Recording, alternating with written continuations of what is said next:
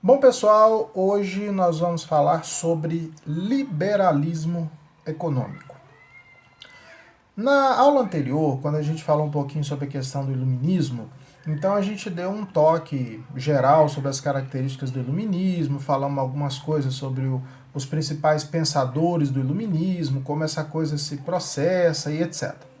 E aí, como o vídeo ia ficar muito grande, a aula ia ficar muito grande, eu acabei optando por fazer essa divisão e aí deixei um ponto, que é o do liberalismo econômico dentro do iluminismo, que é um ponto extremamente importante para a nossa compreensão do assunto, para a gente falar num outro vídeo, numa outra aula, que é essa que a gente está fazendo aqui agora. Então hoje, especificamente, a gente vai falar sobre as características do liberalismo econômico.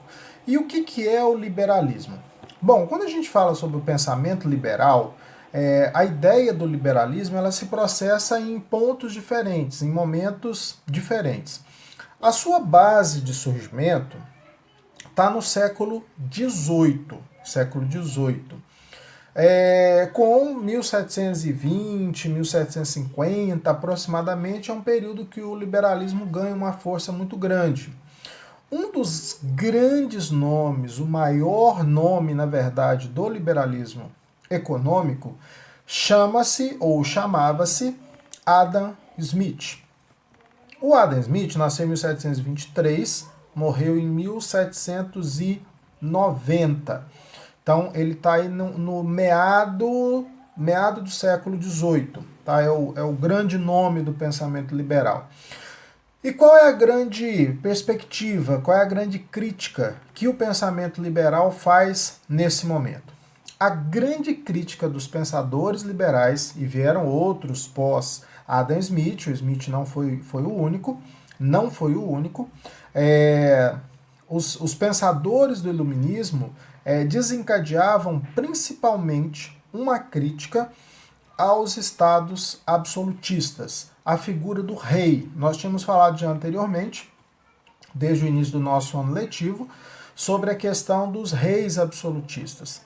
E uma das características do absolutismo é exatamente a interferência do Estado na economia. Ou seja, quem regula, quem gerencia, quem direciona as questões econômicas é o rei. O rei é que domina, o rei é que caracteriza tudo aquilo que é preciso dentro de uma dimensão da economia. E os liberais, eles vão fazer uma crítica expressiva a esse modelo econômico estabelecido pelos reis absolutistas, lá na formação do Estado moderno, a partir do século XVI, XVII, os reinos vão se fortalecer, e aí os absolutistas, os liberais, né, os filósofos do liberalismo, vão fazer uma crítica a esse modelo já no século XVIII. Nesse momento, a grande perspectiva do pensamento econômico está voltado para o mercantilismo. E o mercantilismo, nós já falamos sobre ele, está associado numa política onde a metrópole, né, que por exemplo, no nosso caso, Brasil, que foi colônia portuguesa, a metrópole era Portugal, Brasil, colônia. No caso dos países que foram colonizados pela Espanha, por exemplo, né, vamos pensar Colômbia, Argentina e etc., todos esses territórios que foram colonização espanhola, metrópole, a Espanha, colônia, Colômbia, Argentina e etc. Então, no mercado absolutista, a ideia ela é baseada no que se chama de mercantilismo. Então, a partir dessa prática, as metrópoles encaminhavam seus produtos manufaturados para a colônia e a colônia enviava produtos que eram produzidos aqui, como a cana-de-açúcar, madeira e etc. Então, essa política ela dominou o processo metrópole-colônia por muito tempo. E aí era um mercado fechado, certo? Então não havia liberdade de comércio. A grande crítica que o Adam Smith faz a esse modelo é que os pensadores do iluminismo os economistas do iluminismo, eles pensavam no livre comércio. Essa é a ideia do liberalismo no sentido econômico.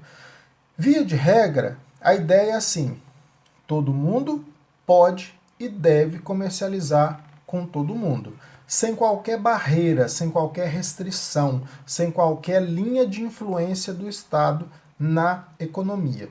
Então, para os filósofos do iluminismo, a perspectiva do liberalismo é: todo mundo deve fazer comércio com todo mundo de maneira simples, aberta e sem interferência do Estado. Então, os reis absolutistas não deveriam interferir. Essa perspectiva de pensamento ganhou muita força, tá? Principalmente a partir da Revolução Industrial, que é um elemento que a gente vai falar posteriormente. Então, o liberalismo, né, a política liberal, a abertura do mercado, ela ganhou muita força na Europa a partir do século XIX, sobretudo, e houve uma certa queda, um certo declínio com a crise de 29, né, e o colapso da economia capitalista a partir de 1930.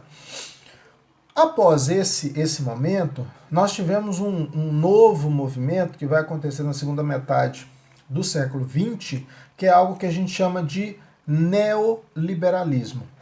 É como se fosse o novo liberalismo. Então isso já é, na verdade, uma outra vertente, ela já é para o século XX, já é um conteúdo que é típico do terceiro ano do ensino médio.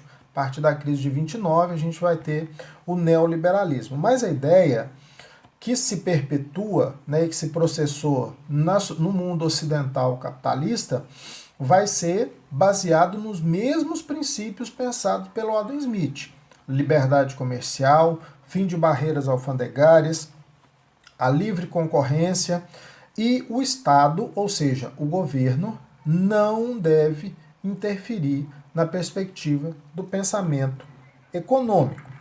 Economia, então, fica para os economistas. A função do Estado é manter a ordem social, proteger a propriedade privada, né, e garantir as fronteiras, as barreiras, enfim. Então, essa é uma perspectiva do pensamento neoliberal.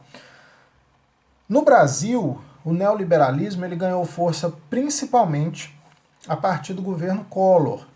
Foi a grande abertura que o Brasil teve para o pensamento neoliberal, sendo que a sua maior expressividade se deu posteriormente no governo do Fernando Henrique Cardoso, com grandes privatizações de empresas, como a Companhia Vale Rio Doce, por exemplo, é um grande exemplo de privatização que ocorreu no decorrer do período do mandato do Fernando Henrique Cardoso. Então, resumindo o nosso tópico aqui de discussão, neoliberalismo é uma releitura, né, daquilo que se estabeleceu a partir do século XVIII, que é o liberalismo econômico. O maior nome do liberalismo chama-se Adam Smith. Outros nomes vieram posteriormente, né, estão associados ao pensamento do Smith, como o David Ricardo, por exemplo. Né? Essa linha de pensamento ganha força a partir do século XVIII, sobretudo no século XIX, e na segunda metade do século XX a gente tem uma releitura desse pensamento que nós chamamos de neoliberalismo. Mas a ideia de pensamento ela surge no século XVIII dentro do pensamento iluminista.